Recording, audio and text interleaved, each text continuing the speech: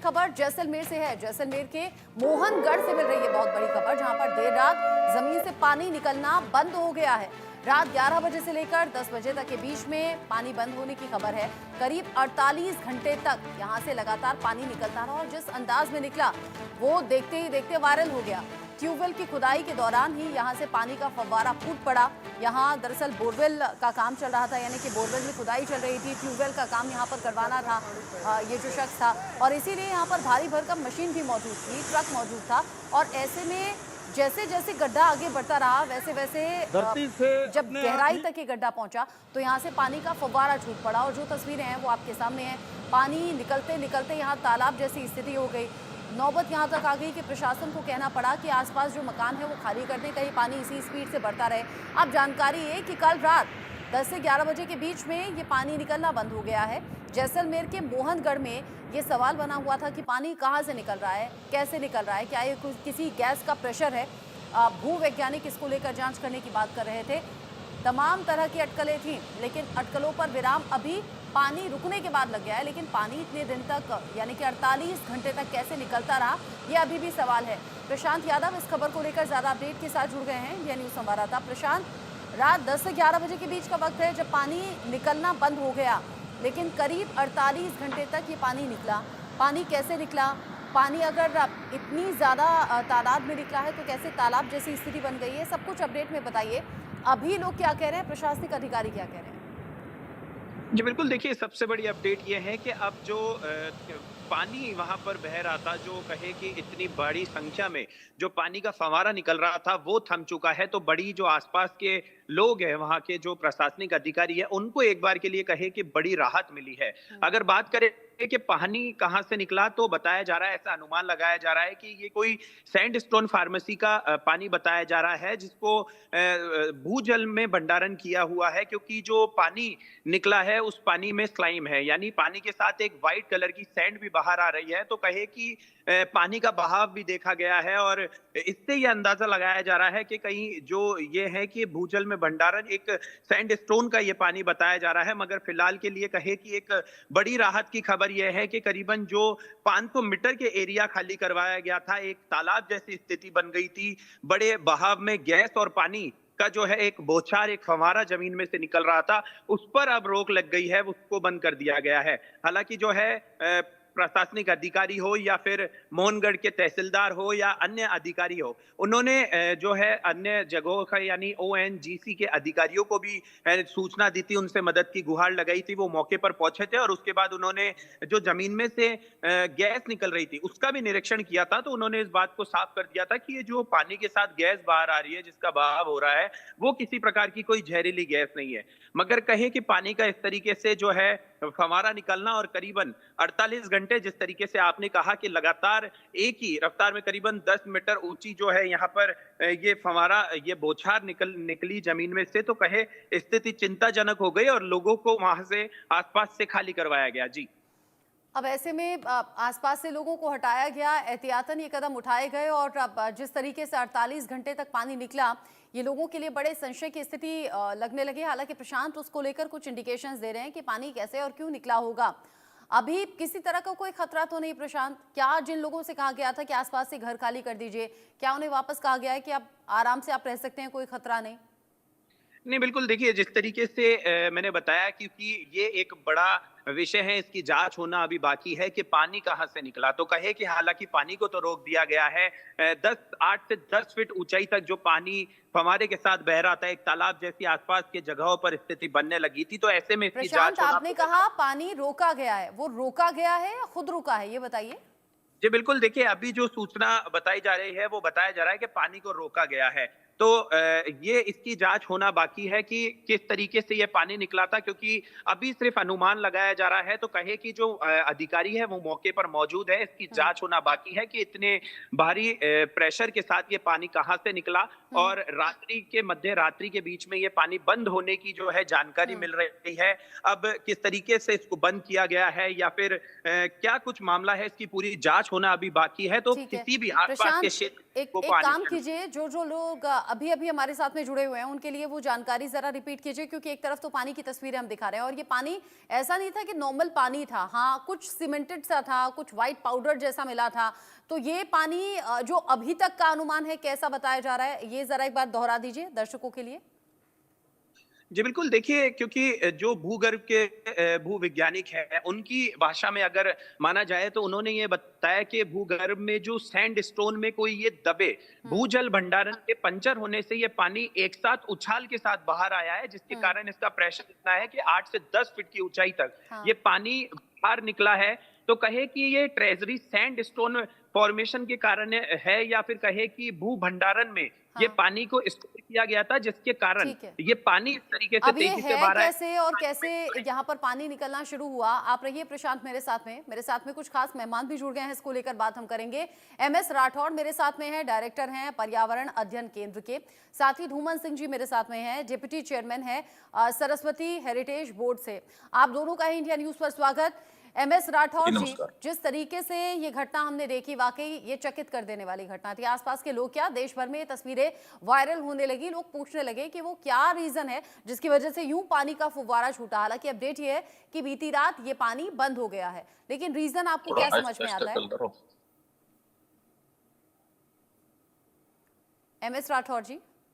हाँ, आपका टीवी नहीं दिख रहा मुझे।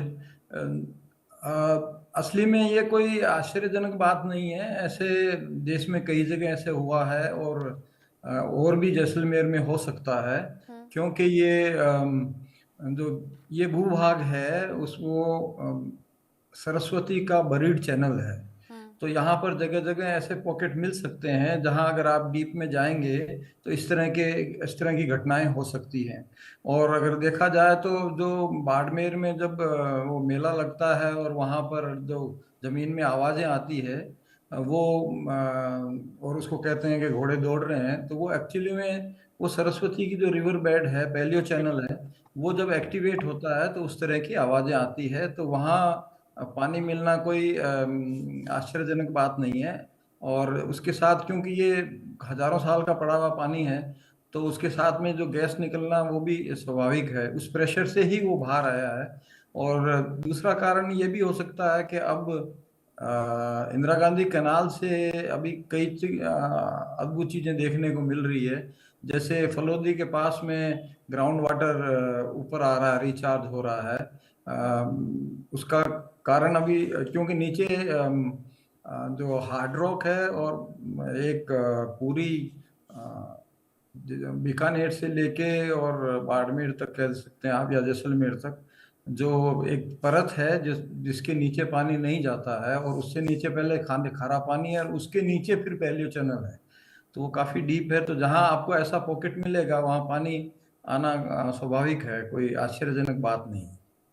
आप कह रहे हैं कि इसमें कोई आश्चर्यचकित कर देने वाली बात नहीं है। धूमन सिंह जी, चूंकि आपने सरस्वती नदी का जिक्र किया MS राठौर जी, तो मैं धूमन सिंह जी से पूछ लेती हूँ, क्योंकि वो सरस्वती हेरिटेज बोर्ड के डिप्टी चेयरमैन भी हैं। धूमन सिंह जी, जो तस्वीरें सामने आई, अब हम जैसे आम लोगों के लिए तो बड़ा ये चमत्कार था। आसपास में जो लोग थे स्थानीय, वो भी इसे एक चमत्कार के तौर पर देखने लगे, कहने लगे कि सरस्वती नदी है जो साक्षात अवतरित हो गई हैं। आप इसे कैसे देखते हैं? जी नमस्कार। आप इसको देखना, ये तो माँ सरस्वती का चमत्कार है, इसमें कोई दो राय नहीं है। मेरी अभी सुबह विक्रम सिंह जी के खेत में ये पानी निकला है, मेरी उससे बात हुई है। वो हमारे भारतीय जनता पार्टी के मंडल अध्यक्ष भी हैं। वो कल काफी परेशान थे क्योंकि इस पानी की वजह से एकदम जो वूजिंग आउट हुआ तो उससे बड़ा नुकसान भी हुआ खेतों में। लेकिन आज उन्होंने कहा कि रात मेरी माता ने माँ सरस्वती का प्रसाद एक तरह से कहा कि आप हमारा ध्यान रखें, तो रात वो लगभग 11 बजे के करीब पानी बंद हो गया। तो जो राठौर साहब अभी बोल रहे थे बिल्कुल ठीक बात है। ये सरस्वती का पैलियो चैनल है और इस पैलियो चैनल पर जितना भी क्षेत्र हमारा पड़ता है, चाहे वो उत्तराखंड का है, चाहे हरियाणा का है, राजस्थान का है, गुजरात का है, समय समय पर ऐसी घटनाएं सामने आती रहती हैं कि सरस्वती का जल अपने आप ही ऊपर आ जाता है। 2-3 घटनाएं मैं आपको बताना चाहता हूं। एक तो मुगल वाली जो यमुनानगर में बिलासपुर के पास पड़ता है, वहां बिलासपुर छोटा सा कस्बा है, वहां एक बार एक किसान खुदाई अपने आप कर रहा था, ऐसी छोटी खुदाई कसी से, तो वहां एकदम से पानी फूट गया। तो उस टाइम हमारे हरियाणा के मनोहर लाल जी मुख्यमंत्री होते थे और रामविलास जी थे। तो सभी वहां पर गए, पूजा पाठ की। आप वहां पर हम सरस्वती बोर्ड जो है एक बहुत सुंदर घाट का निर्माण भी कर रहा है। और इसके बाद कैथल जिला में, हरियाणा में ही जो कलायत है, कलायत का एक बहुत प्राचीन तीर्थ है। तो उस तीर्थ पर भी काफी समय पहले 2007 में भी, 2012 में भी और अब भी कपिल मुनि तीर्थ है। और उस वहां भी अपने आप पानी ऐसे तीर्थ में नीचे ऊपर से आता रहता है। और लोगों का मानना है कि ये सरस्वती का ही जल है। और जब हमारी टेक्निकल टीम वहां पर टेस्टिंग के लिए गई तो उन्होंने सेडिमेंट्स और सारा जो पानी का जो हमने टेस्टिंग किया तो उसमें पाया कि ये सरस्वती का ही जल है, क्योंकि ये सरस्वती का क्षेत्र है। इससे पहले सरस्वती बोर्ड ने ओएनजीसी से मिलकर करीब 12 समर्सिबल बोर 500 मीटर गहरे करवाए, जो कि हमारे सारे पैलियो चैनल पर हैं। आदि बद्री जो उद्गम स्थल माना जाता है हरियाणा में सरस्वती का, वहां से लेकर रण ऑफ कच्छ तक ये 12 जो समर्सिबल है कराए गए। और इनकी गहराई 500 मीटर के लगभग 15 से 1600 फुट रही है। और इनका जो पानी हमने जब टेस्ट करवाया, जो इससे सेडिमेंट्स निकले हैं, जो पानी निकला है, जो इंग्रेडिएंट्स अंदर से निकले हैं, वो सारे वैसे ही हैं जो ऊपर हैं ऐसे नीचे हैं। यानी कि जो आदि बद्री लेवल पर है, हरियाणा में है, राजस्थान में है, गुजरात में है। तो ओएनजीसी की रिपोर्ट भी ये पुख्ता मानती है कि ये सरस्वती का ही ट्रैक है और सरस्वती यहाँ से बहती थी। इसलिए समय समय पर ये पानी जो है नीचे से ऊपर एकदम से ऑटोमेटिकली आ जाता था। तो ऐसी बहुत सारी हमारे सरस्वती बोर्ड के साथ देश की लगभग सभी बड़ी बड़ी एजेंसियां काम करती हैं। इसरो के साथ हमारा एमओयू है। इसरो ने भी हमारे को यही पैलियो चैनल दिया है कि इस पैलियो चैनल से सरस्वती बहती रही है। और कुछ टेक्टोनिक घटनाएं ऐसी हुई 5 से 7 हजार वर्ष पूर्व, इसकी वजह से ये पानी थोड़ा सा सरस्वती का क्षेत्र जो है ऊपर उठ गया और गंगा यमुना का क्षेत्र नीचे रह गया। तो जो ग्लेशियर थे, ग्लेशियर से आने वाला पानी उधर डाइवर्ट हो गया। ऐसा इसरो ने और हमारी सभी एजेंसियों ने हमारे को पूरा डाटा दिया हुआ है। इसके अलावा अगर लेकिन धूमल जी, ये जो पानी है ये ऐसा नहीं है कि नेचुरल पानी जैसा दिखता है, वो ट्रांसपेरेंट एकदम पारदर्शी पानी नहीं, कुछ ऐसा है सीमेंटेड पानी हो या फिर कोई सफेद पाउडर मिला हुआ हो, इसके पीछे रीजन क्या होगा? देखिए, इतनी गहराई में मैंने जो पता लगा कि काफी गहराई में ये सबमर्सिबल करवा रहे थे। तो ये सारा जो हमारी जो बड़ी बड़ी एजेंसी है, GSI, geological survey of India ने भी पीछे एक रिपोर्ट सबमिट किया था, एक पेपर पब्लिश किया था उन्होंने। उसमें ही आया था कि 500 से 700 मीटर का जो क्षेत्र है वो बिल्कुल सरस्वती का ही क्षेत्र है। यानी कि धरातल के नीचे जो सरस्वती का पैलियो चैनल आज भी मौजूद है, वहां पर पानी आज भी है। तो जहां तक कोई उस क्षेत्र को जाके पंचर करता है तो नेचुरल है वो पानी फूटेगा, एकदम से आएगा। तो ये प्रेशर होता है और ये प्रेशर पानी का एकदम से ऊपर आएगा तो बट नेचुरल है। इसके साथ कुछ ना कुछ मिट्टी के कण, कुछ ऐसे कण भी आएंगे जो आसपास के होंगे। एकदम से हम कह नहीं सकते। अभी हमने एक भूजल विभाग के जो अधिकारी हैं राजस्थान के, मैंने उनसे बात की है और माननीय केंद्रीय मंत्री अर्जुन मेघवाल जी और मुख्यमंत्री जी विषय में मैंने उनके नॉलेज डाला है। और अपने सतीश पूनिया जी जो पूर्व में प्रदेश अध्यक्ष रहे हैं, मैं लगभग सभी के टच में हूँ, सभी अधिकारियों के टच में हूँ। अभी हमारी टीम टेस्टिंग के लिए वहां से इंग्रेडिएंट्स जो हैं ये ले लिए हैं। जब टेस्ट करेंगे तब आपको बताएंगे कि इसमें क्या क्या नीचे से हमें मिला है और किस लेवल पर मिला है और क्या ये वही पानी है जो कलायत और मुगल वाली में, आदि बद्री में अपने आप फूट पड़ा है। ठीक है। एमएस राठौर जी, चूंकि राजस्थान के लिए कहा जाता है ना कि रेतीली जमीन और पानी के लिए बड़ा संकट, वहां पर लोगों को अलग अलग वक्त पर अलग अलग जगह देखना पड़ता है। अब जैसलमेर के मोहनगढ़ में जहां दूर दूर तक रेत ही रेत है, वहां अगर बोरवेल की खुदाई चल भी रही थी तो जाहिर सी बात है कि रेतीली जमीन है, वहां बहुत गहराई पर पानी मिलेगा। लेकिन अगर वैसी रेतीली जमीन में पानी यूं फूट पड़े, जलधारा 8 से 10 फीट ऊंची देखी जाए तो लोग बड़ा चकित रह गए। अब सवाल ये भी हो रहा है कि क्या मोहनगढ़ के या जैसलमेर के बाकी हिस्सों में भी अगर ऐसे इतना गहरा खोदा जाएगा तो क्या ऐसे ही पानी फूट पड़ेगा, या फिर ये एरिया सिर्फ इसलिए क्योंकि ये सरस्वती का दायरा है? अगर आप ये जो हाईवे बनी हुई है अपनी बीकानेर से लेके और बाड़मेर तक जैसलमेर होते हुए, अगर उस पर देखें तो आपको ये आश्चर्य नहीं लगेगा, क्योंकि अभी इतने ट्यूबवेल हो गए हैं वहाँ और लोग अभी आपको जाएंगे तो जीरे की खेती खूब मिलेगी, इसबगोल की खेती मिलेगी, अभी अनार की खेती मिलेगी। तो लोग जागरूक हैं और उन्होंने इस पहले चैनल के जहां उनको पानी मिल सकता है उसका उपयोग कर रहे हैं। तो लेकिन ये सोच समझ के करना चाहिए कि उसके पानी की पहले टेस्टिंग हो, कहीं ऐसा ना हो कि पूरे और भी खेत भी खराब हो जाएं।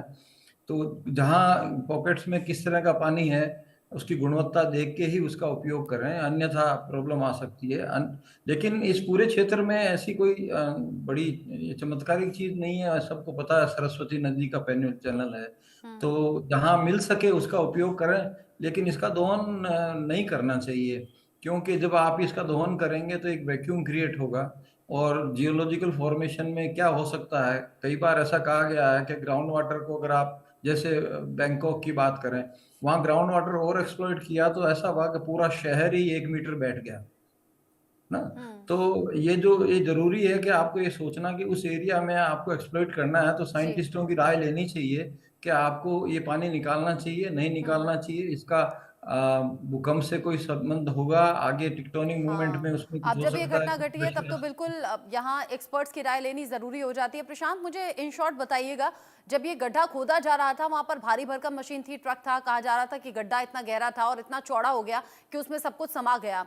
अब जब पानी निकलना बंद हो गया है तो क्या उन मशीन को बाकी चीजों को निकाला जाएगा? जी बिल्कुल, देखिए क्योंकि जिस तरीके से मैंने बताया कि देर रात में ये पानी जो है निकलना बंद हुआ है, तो कहे कि अब प्रशासनिक अधिकारी मौके पर मौजूद है, अभी फिलहाल किसी को भी वहां पास में जाने की अनुमति नहीं है। मगर जो करीबन 200 टन की जो बोरवेल की मशीन थी, उसको भी वहां कहे कि जमीन फट गई और वो एक ट्रक के साथ उसके अंदर दसी हुई है। ट्रक का सिर्फ बाहरी हिस्सा नजर आ रहा है, तो उसको भी जो है क्रेन के जरिए या किस तरीके से उसको बाहर निकाला जाएगा और ठीक है। जिस तरीके से जो है अन्य भी जो पानी की जांच और ये सब की जाएगी। जी 200 टन वजनी मशीन गिर गई, सोचिए, और भारी भरकम ट्रक भी इस गड्ढे में समा गया। अंदाजा लगा सकते हैं कि कितना बड़ा और चौड़ा ये गड्ढा होगा। प्रशांत, नजर आप बनाए रखिएगा, आगे जो अपडेट होगा इस खबर से जुड़ा हुआ आपके जरिए दर्शकों तक पहुंचाएंगे। साथ ही MS राठौर जी, धूमन सिंह जी, बहुत शुक्रिया इंडिया न्यूज के साथ जुड़ने के लिए।